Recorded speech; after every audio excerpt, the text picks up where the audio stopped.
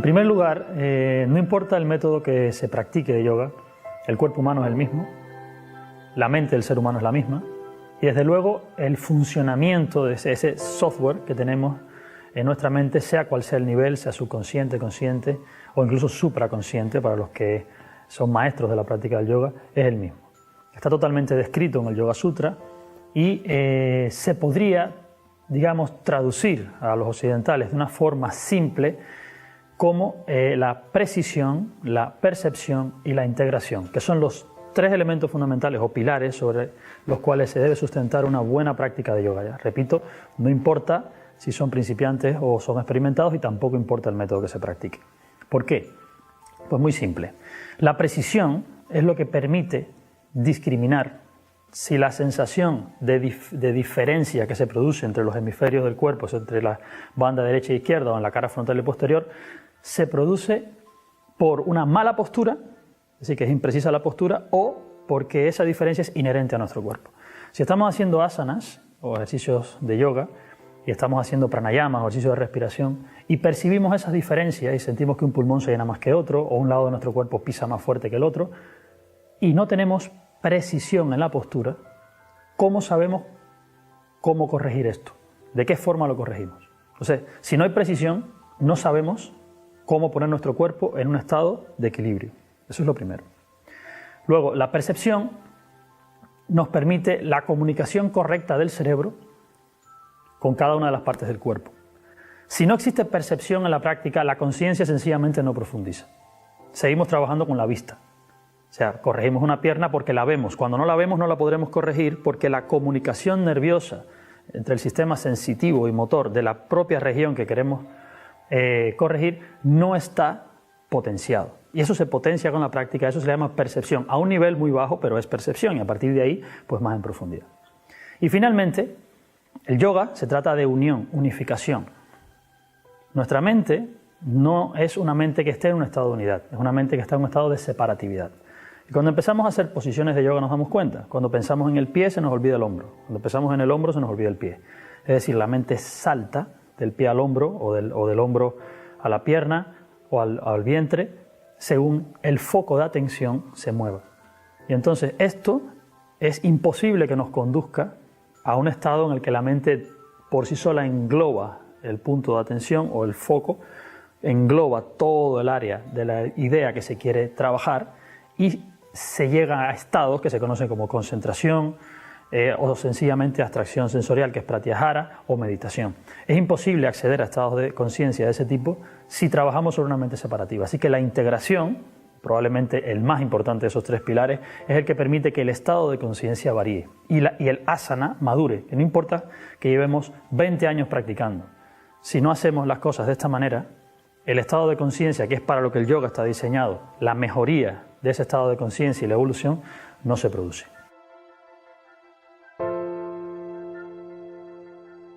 Yo respondería esa pregunta con una pregunta. ¿Dónde está, en qué área de su cuerpo, o de su mente, o de todo lo que les define como ser humano, dónde está la conciencia?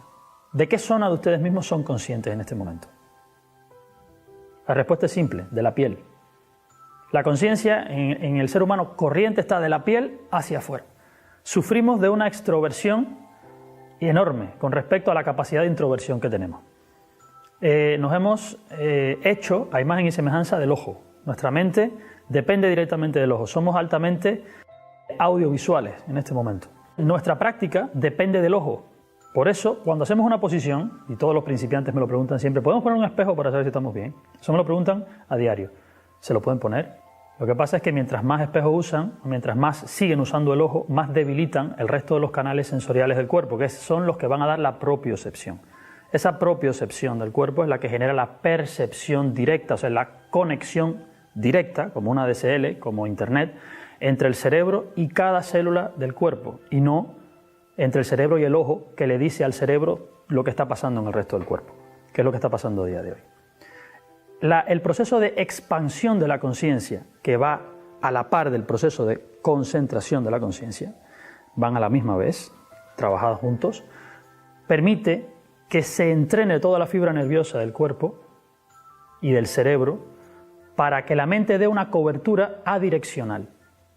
Cuando al principio la mente trabaja de manera direccional y con esfuerzo, que tenemos que focalizarnos en el pie o focalizarnos en el hombro, no tenemos realmente el hardware de nuestro cuerpo preparado para soportar un funcionamiento adireccional y todo abarcante de la conciencia. Eso hace que tengamos que pasar necesariamente por una práctica precisa en la que el ojo todavía sigue siendo el que geométricamente nos dice que la asana es correcta, para poder discriminar y decir todas estas diferencias que siento ahora, como la postura es correcta, se deben a la deficiencia de mi sistema osteomuscular, nervioso, endocrino, etcétera, etcétera. Y poder arreglar todo esto y ponerlo en equilibrio. Y una vez que llegamos a ese punto, sabemos que el instrumento con el que vamos a observar nuestra mente y nuestro cuerpo es un instrumento que está calibrado y equilibrado. O sea, a partir de allí empezamos a potenciar la percepción. Si empezamos a intentar percibir sin lo primero, obviamente es como usar un microscopio o un telescopio opaco, en que lo que vamos a ver está distorsionado. Es decir, la práctica es errónea, porque no partimos de un principio equilibrado y un principio cristalino, que podamos ver sin distorsión, lo vamos a sentir sin distorsión. Nuestros nervios nos engañan, para decirlo de alguna manera. Y finalmente, la percepción hay que irla entrenando, hay que ir expandiendo el foco de atención hasta que no sea necesario saltar de un lado a otro. Es decir, ya cuando la mente logra abarcar al cuerpo completo, no salta, porque ya está en todas partes. Pero hay que entrenarlo, como si fuera una pesa, igual, pero en el sistema nervioso. Así que precisión, percepción, para después poder abordar la integración. Ese es el orden. Siempre que explico el yoga a mis alumnos, lo explico en términos de energía y tiempo. Nosotros podemos multiplicar todos los recursos que queramos, salvo nuestro tiempo y salvo nuestra energía en el estado de conciencia actual. Después aprenderán que cuando evoluciona el estado de conciencia también lo hace la energía. Pero en nuestro estado de conciencia no se multiplica ni la energía ni el tiempo. Entonces, los beneficios principales que tiene seguir una práctica correcta sobre estos pilares son muy simples. El primero, se minimiza la cantidad de energía que tenemos que emplear en sostener una práctica.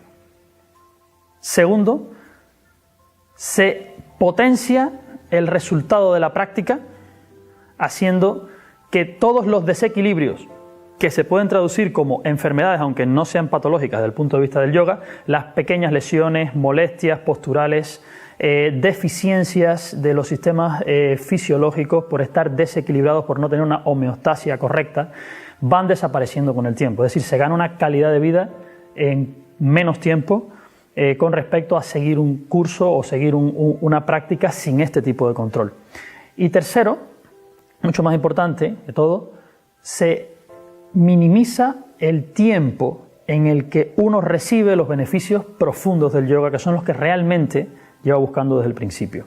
Estos beneficios a veces nunca llegan en la vida, porque la propia práctica de yoga está definida en el Yoga Sutra, que debe ser durante un largo periodo de tiempo, de manera ininterrumpida y con toda la atención que la conciencia pueda prestarle.